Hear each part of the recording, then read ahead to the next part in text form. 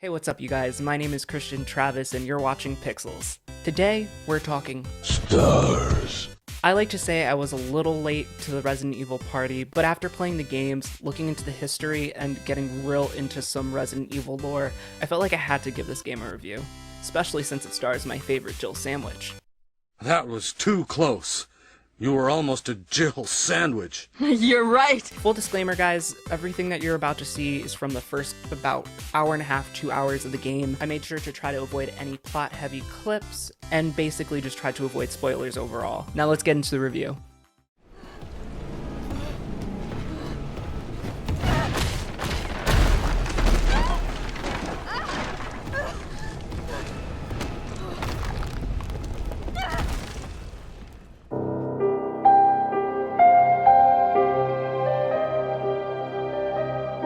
Resident Evil 3.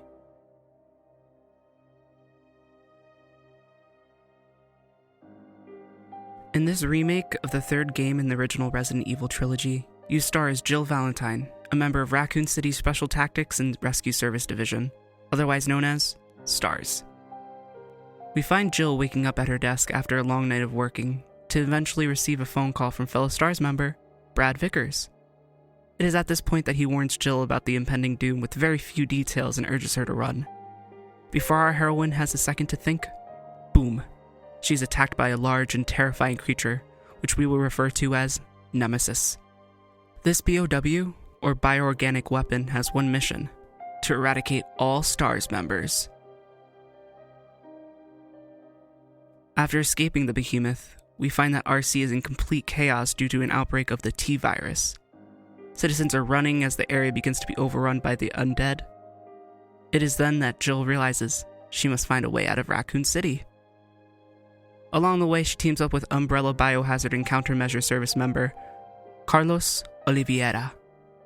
Together, these two operatives must work with each other to get the subway back up and running and handle any complications along the way.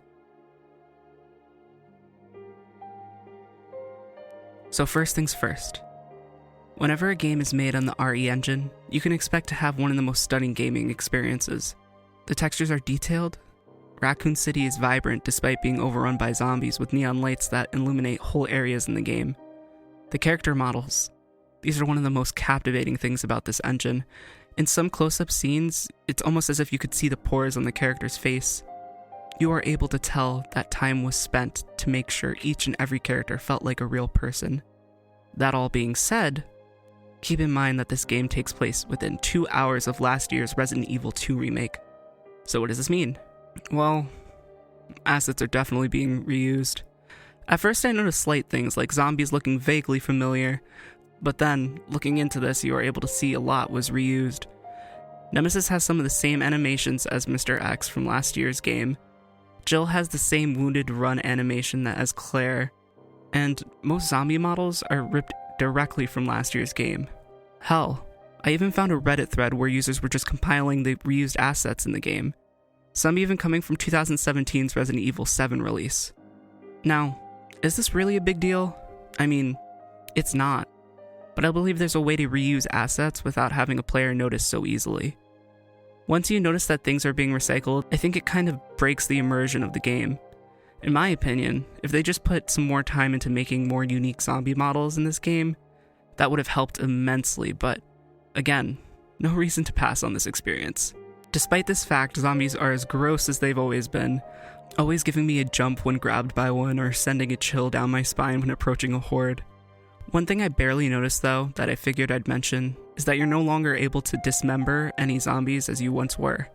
In RE2, when you would shoot off one of these carnivorous creatures' limbs, it used to fall off slowly, or kind of like diminish as it proceeds towards you. In this year's entry to the series, that function has been traded for the limb basically exploding off the owner's body. This feature doesn't seem to bother me. And to be honest, I didn't know it was even changed until I noticed other people posting comparison videos online. If you aren't a sadist who gets joy out of the visual dismemberment of a zombie, I think you'll be just fine.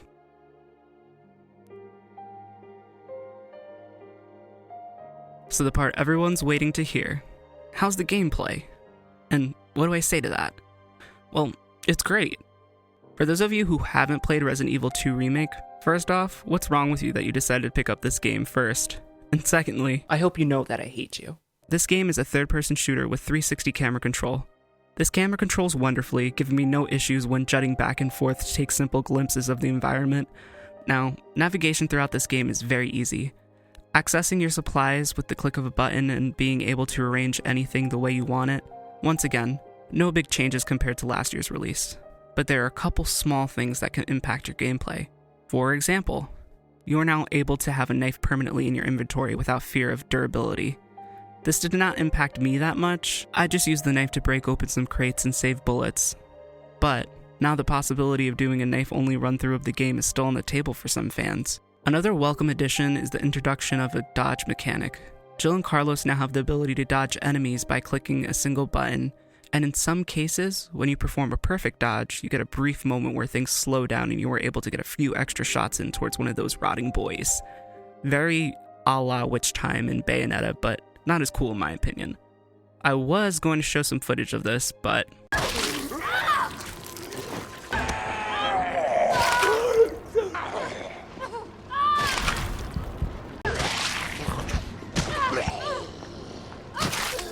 yep, now we have arrived to my biggest complaint about this game.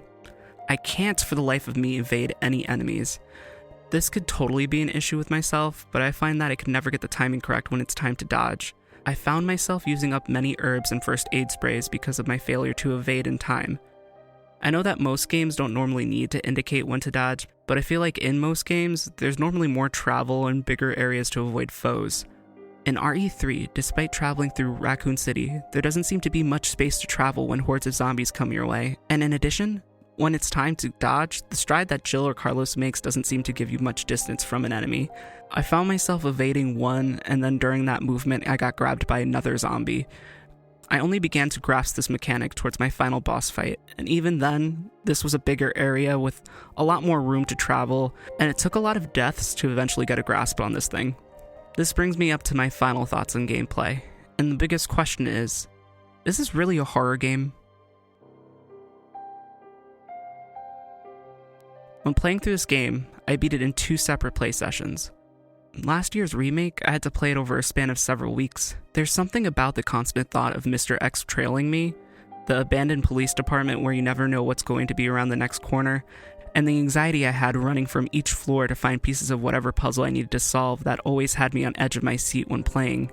After spending 2 playthroughs with Resident Evil 3 Remake, it was more apparent that this game was not as horror-driven as its predecessor was when there were little to no puzzles to solve, the small feeling maps with not much to do or see, and the fact that the creature whose name was on the original release of this game seemingly isn't used for anything more than driving the plot.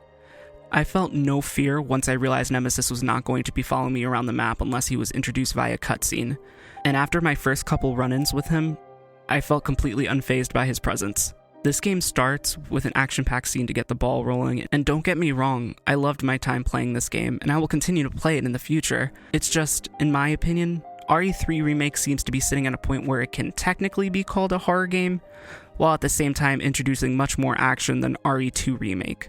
Just the added function of Nemesis constantly tracking you throughout the whole city like Mr. X would have made this gameplay feel a lot scarier and fear-inducing, but it's because of that I'll be calling this game one of my favorite action games, as Resident Evil 2 Remake remains my favorite in the horror genre.